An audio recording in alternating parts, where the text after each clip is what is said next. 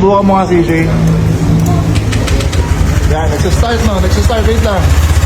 Walang bula. Walang umuusok. Bira, CJ. Ayan, kita nyo sa pa. Ayan, sa pa. Alam ba, sir, sa mga tayong Honda Click dito?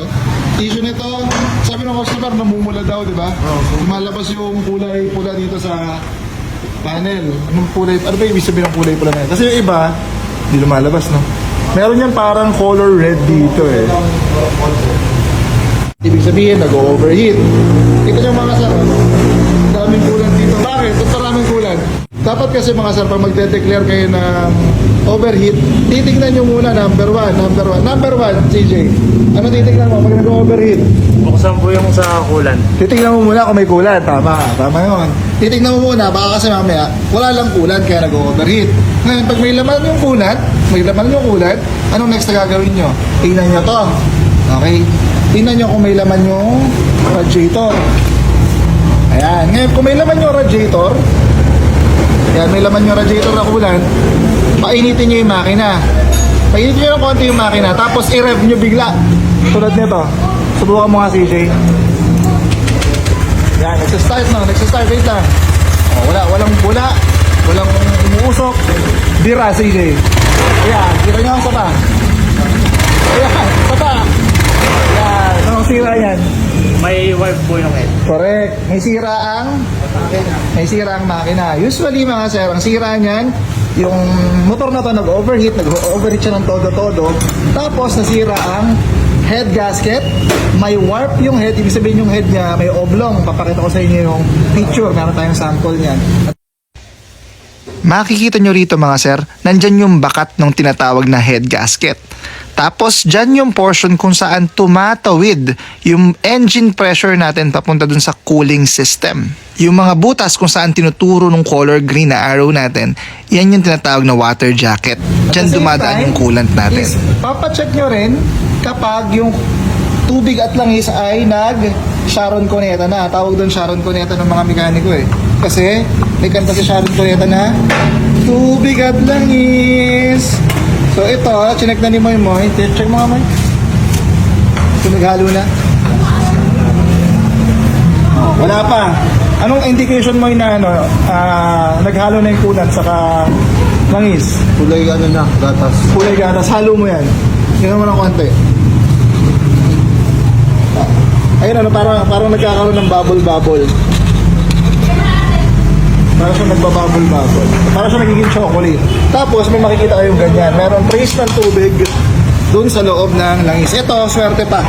Kasi hindi pa umaabot sa crankcase, sa sigunyal. Ginawa ni Moy, nagpalit ng water pump agad. Kaso ngayon, doble-doble yung effort niya kasi hindi mo na nasubukan yung basic. Kaya ako sinasama sa vlog para hindi sayang effort, para maaalala niya.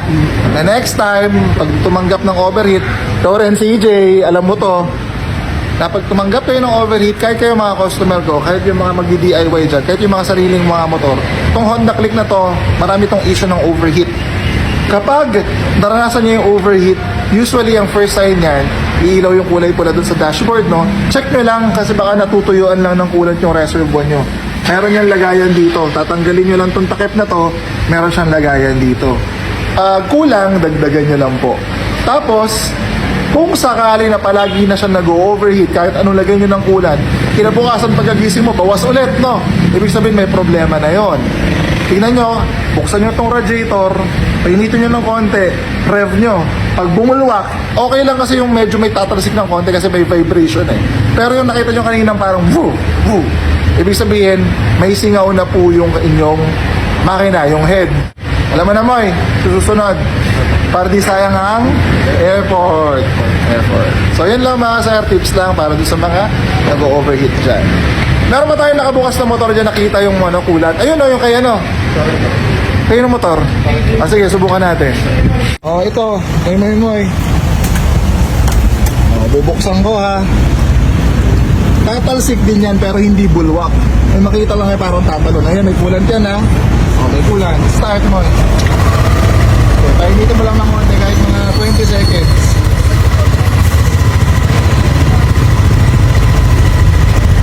Para maalala mo. Rev.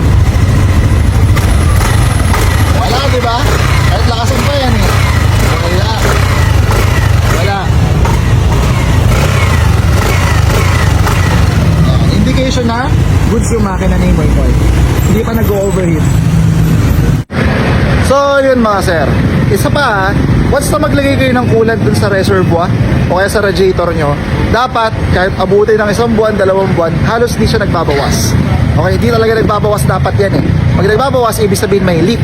Okay, may pinupuntahan yung coolant. Itong sasakyan ko to, itong Fortuner, magwa 100,000 odo na to. Okay, pag tinignan nyo yung coolant ito, yung lagayan ng coolant ito, kung ano siya, nung nabili, ganun pa rin yung level ng coolant nito. Hindi siya nababawasan. Kasi pag nabawasan, may problema ka. Ayun mga sir, additional pa yung onte, no? Paano kapag hindi bumubulwak yung coolant, pero lumalabas yung overheat sa inyo? Pwede po yan, radiator cap. Okay? Palitan nyo po yung radiator cap nyo, baka mamaya, ang pinalit yung radiator cap, hindi original, no? Hindi stock. Meron kasi mga radiator cap, meron mga PSI rating yan. Kung gaano kataas yung pressure before sila gumalaw yung radiator cap. Salarin din yan. Meron din akong isang na-experience sa isang Honda Click din. Ang sira niya naman is yung tinatawag na thermostat valve. Nandun yan malapit sa makina. Naglolo ko din siya. Okay? Check nyo din yon pag hindi bumubulwak yung coolant pero nag-overheat. Pangatlo, last na to, na-experience ko rin is sira po yung water seal. Sira po rin yung bearing nung tinatawag natin na impeller pump. Yung sa water pump natin. Again, tatlo. Pag hindi bumubulwak yung coolant, check nyo tong tatlong to. Radiator cap, palitan. Pangalawa, yung thermostat valve. Yun nandun sa malapit sa makina. So, pangatlo is yung water pump. Baka kalug lang yung inyong bearing sa inyong water pump at baka sira lang yung inyong water pump seal. Yan yan, tips yan para sa mga hindi bumubulwak yung coolant pero nag-overheat mga sir. So that's it. Yung mga Honda dyan, medyo may issue talaga yan sa overheat. PCX 160, Honda Click, yan, mga salarin sa, or mga criminal yan sa overheat. So that's it mga sir. Yes sir.